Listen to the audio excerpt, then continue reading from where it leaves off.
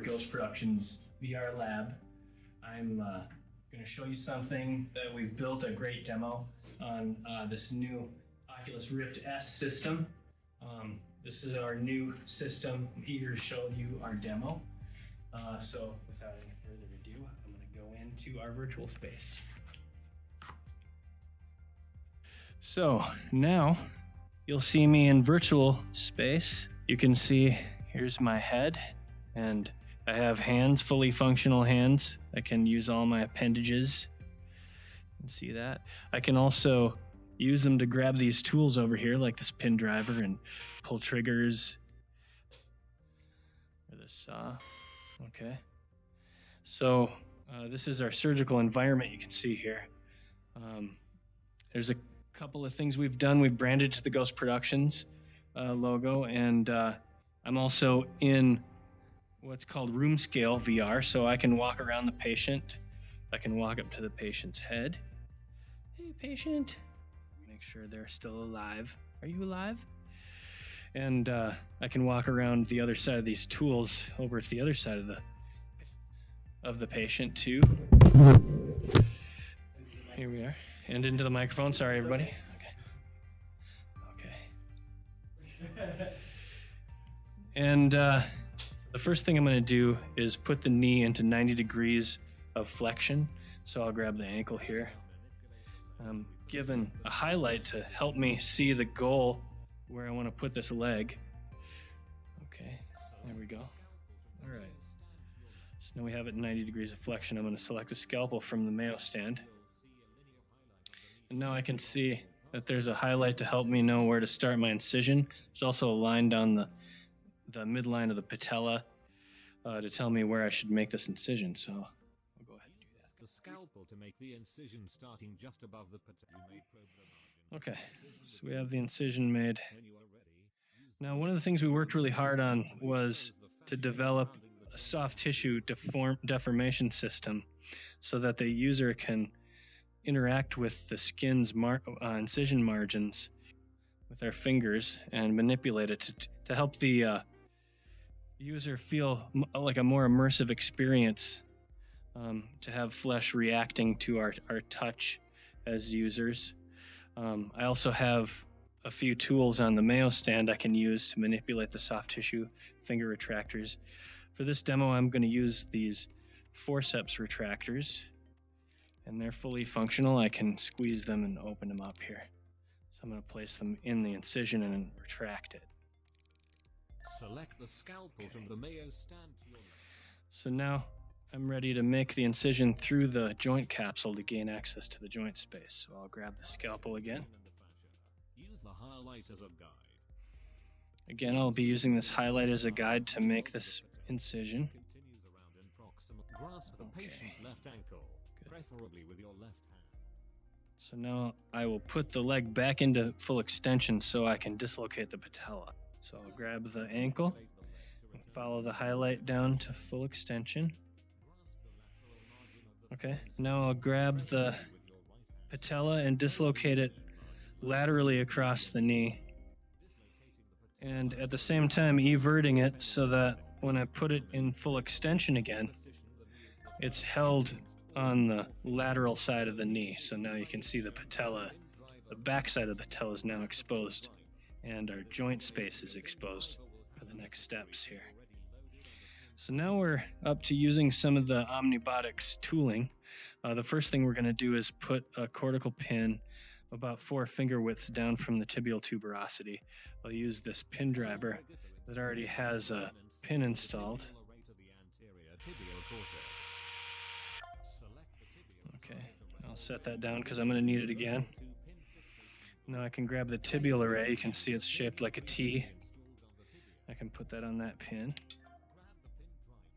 And then put the second pin in to anchor it. Okay. So now I can select the femoral target array. It's got an F. And I can put it on this highlight on the medial side of the knee. And it's held there by my virtual assistant while I put these 2 fixation pins in. I'll walk around to the other side of the patient to do that.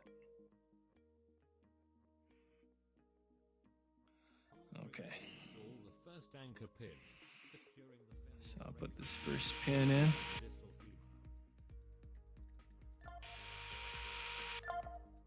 Grab the pin driver. Select the Okay. section. Okay, now I'll walk back around so we can do the next part. Okay, the next thing I'm going to do is grab this nano block. It has a targeting array on it, right on the anterior part of the tibia, and it's anchored with these 3 pins. So I'll grab the pin driver again and put these 3 pins in. Real quick.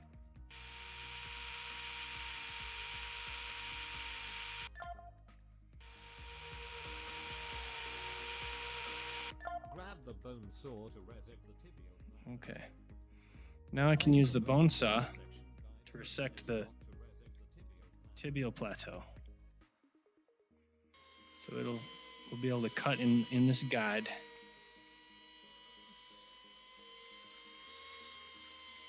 Once the tibial plateau is resected, the piece is removed.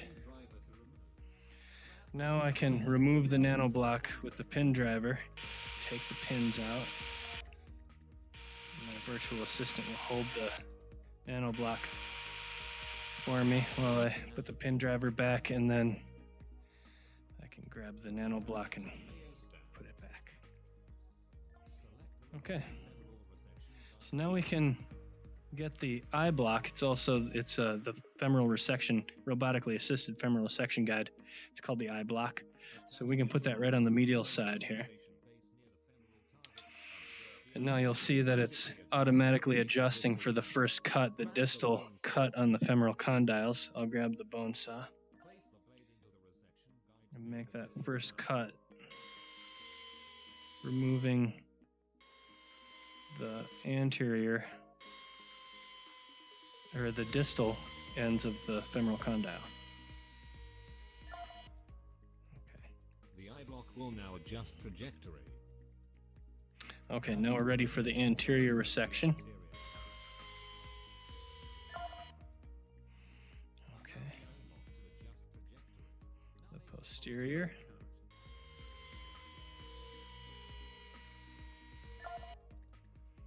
Okay. And the anterior chamfer.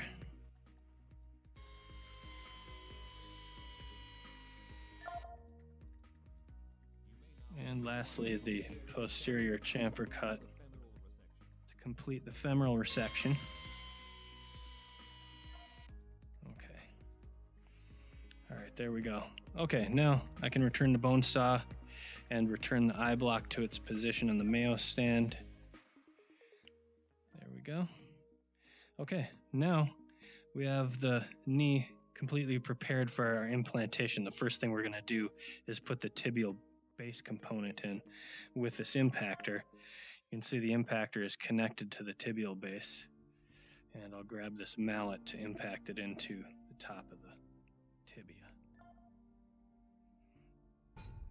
Now to impact it into its final position on the top of the tibia there. Okay, that looks good. So now I can add the femoral shell component on the distal side of the femur. And lastly, I'll put the poly inlay component between these two. Okay, and so on our next steps, we'll be running this knee through a few range of motion tests to test our final implantation and return it to normal.